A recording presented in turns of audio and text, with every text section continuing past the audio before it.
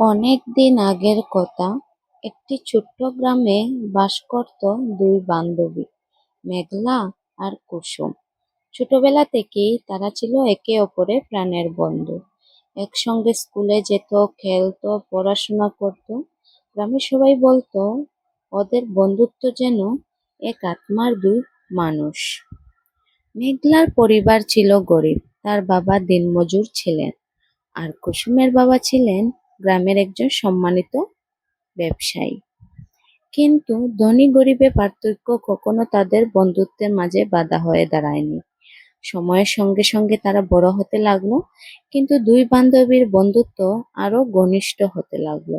মেঘলা পড়াশোনায় খুব ভালো ছিল, সে স্বপ্ন দেখতো শিক্ষক হবে, আর কুসুমও চাইতো নিজের পায়ে দাঁড়াতে। একদিন মেঘলা এবং কুসুম পুকুর পাড়ে বসে গল্প করছিল। মেঘলা বলল, কুসুম, তোর মতো এক বান্ধবী পেয়ে আমি অনেক খুশি রে। ভগবানকে সবসময় একটা কথাই বলি, আমাদের বন্ধুত্ব এইভাবে সারা জীবন থাকুক। কখনো কখনো ভয় হয়, আমাদের বিয়ে যখন হবে তখন কিভাবে থাকবো তোকে ছেড়ে। তুই যেভাবে আমার মনের কথা বুঝতে পারিস, অন্য কেউ এইভাবে বুঝতে পারবে না। মেঘলার মুখে এই কথাগুলো শুনে কুসুম হেসে বলে, দূর পাগলি, এরকম উল্টোপাল্টা চিন্তা কেন করিস? তোকে যে বিয়ে করবে সেও ভালো হবে। এখন শুধু তুই তোর স্বপ্ন পূরণের চিন্তা কর। এরপর তারা একে অপরের সাথে গল্প করে করে বাড়িতে যেতে লাগলো। কিন্তু একদিন মেঘলার জীবনে নেমে এলো দুঃখের কালো ছায়া। তার বাবা অসুস্থ হয়ে পড়লেন, সংসারে অভাব আরো বেড়ে গেল।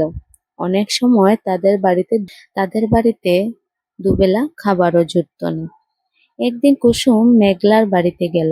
মেঘলার মা কুসুমকে ডেকে বললেন, কুসুম মা, এসেছিস? আয় মা, বস আমার কাছে। তখন কুসুম বলল, আচ্ছা কাকিমা, মেঘলা কোথায়? আগে আমরা রোজ পুকুরে দেখা করতাম, গল্পও করতাম। দুদিন থেকে পুকুর পাড়ে আসছে না, দেখা হচ্ছে। ওর শরীর তো ঠিক আছে? তখন মেঘলার মা বললেন, কিভাবে দেখা করবে মা? যেদিন থেকে ওর বাবা অসুস্থ হয়েছেন সেই দিন থেকেই সে সংসার সামলাচ্ছে। রোজ বাজারে গিয়ে সবজি বিক্রি করে বাবার ঔষধ এবং পরিবারের খরচ মেঘলাই সামলাচ্ছে। তখন কুসুম বলল, ওর স্বপ্ন সে পড়াশোনা করে একজন শিক্ষিকা হতে। তাহলে, এই বলে কুসুম চুপ হয়ে যায়। তখন মেঘলার মা বললেন, মা, মেঘলা আর পড়াশোনা করবে না বলেছে। পড়াশোনার এত খরচ কিভাবে আমরা দেব? তখন কুসুম বলল, না কাকিমা, ওর স্বপ্ন আমি কখনো ভেঙে যেতে দেব না। ওর স্বপ্ন মানেই আমার স্বপ্ন। এই বলে কুসুম মেঘলার সাথে দেখা করতে বাজারে চলে গেল। বাজারে গিয়ে সে দেখলো এত গরমের মধ্যে সে সবজি বিক্রি করছে। গরমের ঘামে তার কাপড় ভিজে গেছে। তখন কুসুম মেঘলার কাছে গিয়ে বলল, তুই এখন থেকে আর সবজি বিক্রি করবি না, তুই শুধু পড়াশোনা করে একজন শিক্ষিকা হবি। তখন মেঘলা বলল, না রে, আমার স্বপ্ন আমি ভুলে গেছি, তুইও ভুলে যা। এই কথাগুলো শুনে কুসুম বলল, না, আমি টাকা দিব তোর পড়াশোনার খরচ, আজ থেকে আমি বহন করব। এই কঠিন সময়ে কুসুম নিজের সঞ্চয়ের টাকা দিয়ে মেঘলার পড়াশোনার খরচ চালাতে সাহায্য করলো।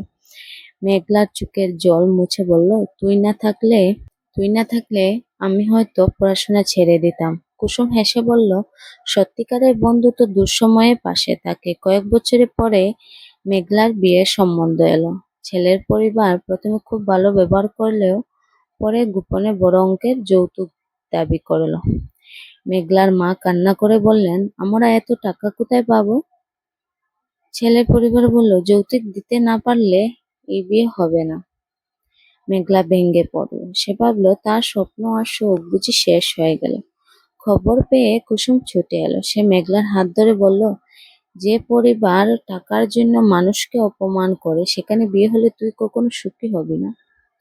মেঘলা সাহস পেল।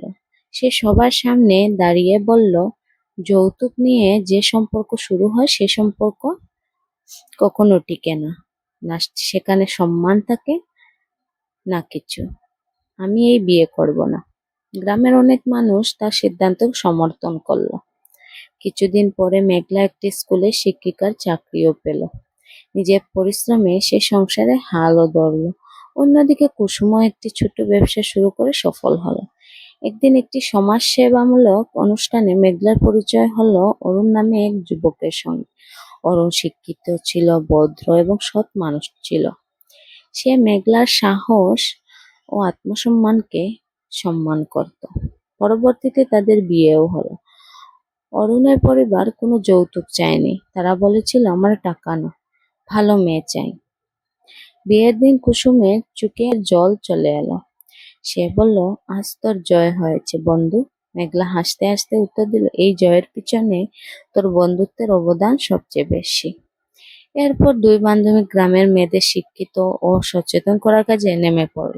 তারা সবাইকে বোঝাতে লাগলো যে যৌতুক একটি সামাজিক অভিশাপ এবং সত্যিকারের সম্মান আসে শিক্ষা ও আত্মনির্ভরতার মাধ্যমে।